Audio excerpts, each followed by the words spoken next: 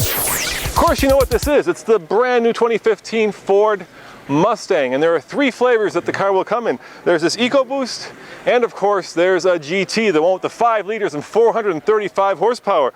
And I had the chance to chat with one of the engineers in charge of that car. We like to call this segment Everything You Ever Wanted to Know, and that is coming up next. As soon as you check out our new sponsor, American Muscle, they'll have all sorts of aftermarket parts for this when it hits the dealership.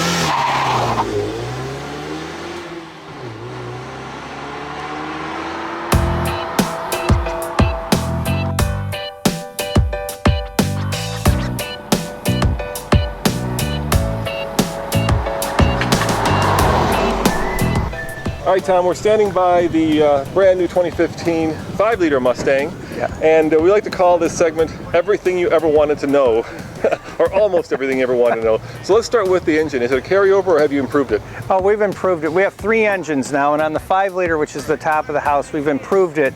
We took a lot what we learned from the Boss. So kind of improved breathing, bigger valves, you know, and actually stronger springs, and it moves us up to 435 horsepower or 400 foot-pounds of torque. So definitely improved it. New for 2015 is an EcoBoost Mustang that puts out 310 horsepower and 320 pound-foot of torque. Now, the last time that there was a 4-cylinder in a Mustang was way back in the 80s, and as we recall, that car didn't have a lot of balls.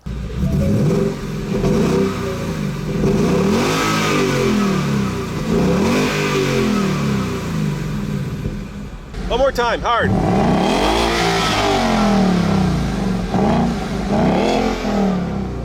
And how about let's start at the front. How about the chassis? How has that improved? I know you redid the rear suspension, but you also had to redo the front suspension. Yeah, so basically on the front end, we ended up with a perimeter subframe double ball joint McPherson strut system, and we actually needed to go to that to match what's in the rear, which is a brand new integral link IRS system. So working together, those things have done a lot to the car, but one of the main things it's done is it's improved our ride quality while still actually having awesome steering and handling. So they're working together to give us everything we want in a Mustang and sort of more. And it also kind of allowed us to upsize the brakes. So we have bigger brakes on all 4 corners all the way around. Now the downside of that, of course, is a little bit more weight, right? Well, there is some weight added.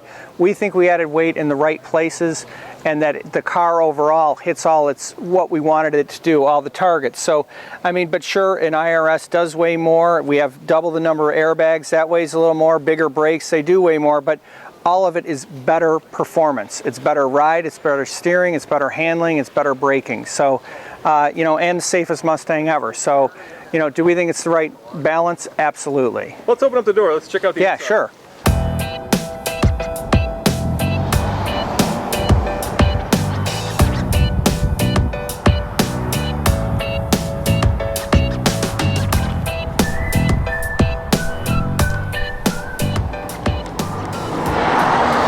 Now perhaps the biggest difference between the old outgoing Mustang and the new one is the style. I mean, there's a much nicer, much neater pinched rear end. You still have this, well, let's call it a shark-like front fascia. And of course, you've got those classic Mustang proportions, the long hood, the fastback. It all works. Do I love it?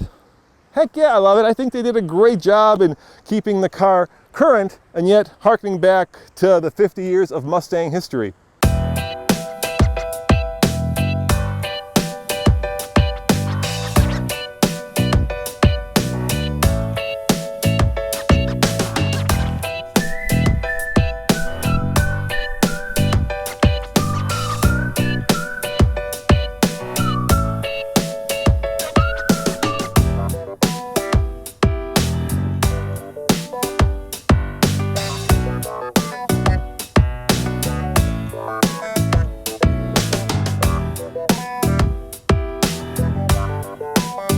So you still have that kind of double binnacle look, right, which is classic Mustang? Yep. When you look in here, you see it kind of looks like a cockpit for the driver and then a little one for the passenger. That's absolutely classic Mustang.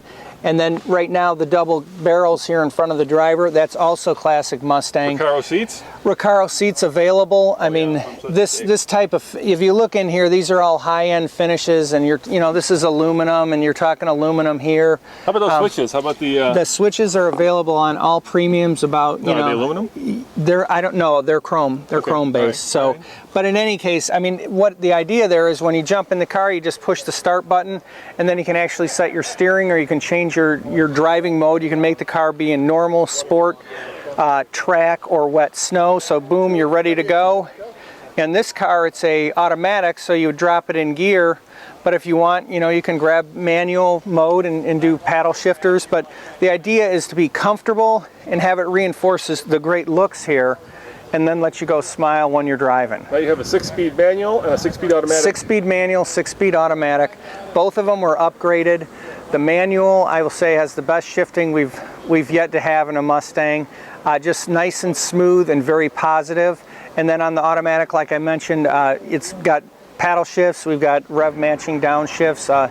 Just a lot of goodness. Now there's a lot of new toys. Right there is a launch control. Yep, there's new toys on especially on the GT. We have launch control on the manuals, which lets you set an RPM, and then it manages and optimizes the engine torque to get you off the line fast. We also have the first electronic line lock, which locks up the front tires and lets you warm up your rears if you're running a track event. You could do a badass burnout. I'm just telling you, it's a nice feature.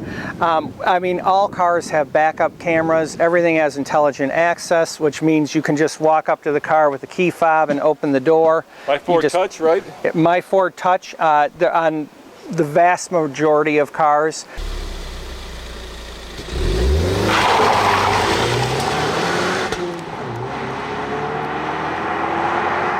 What else do we have? I mean, we have, these seats are Recaros, but the other seats are heated, cooled seats, so definitely bathing you in comfort.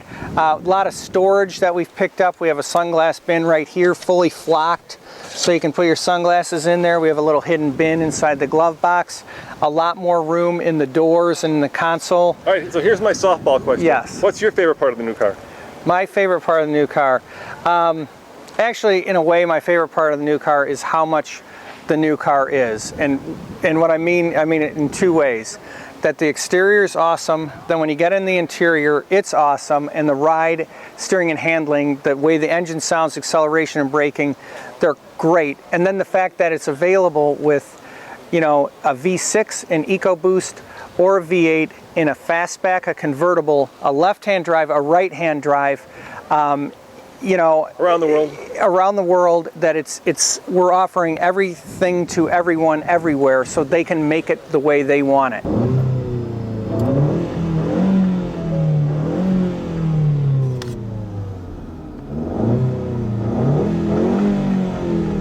Where's it built for North America? It's in Flat Rock Assembly Plant, which is just south of Detroit. All right, and speaking of how much it is a start, and how much does it go up to? So what's the kind of... Well, the range is roughly, it starts at $24,425 for a V6, and I think it can go up to about $46,000 for like a loaded GT.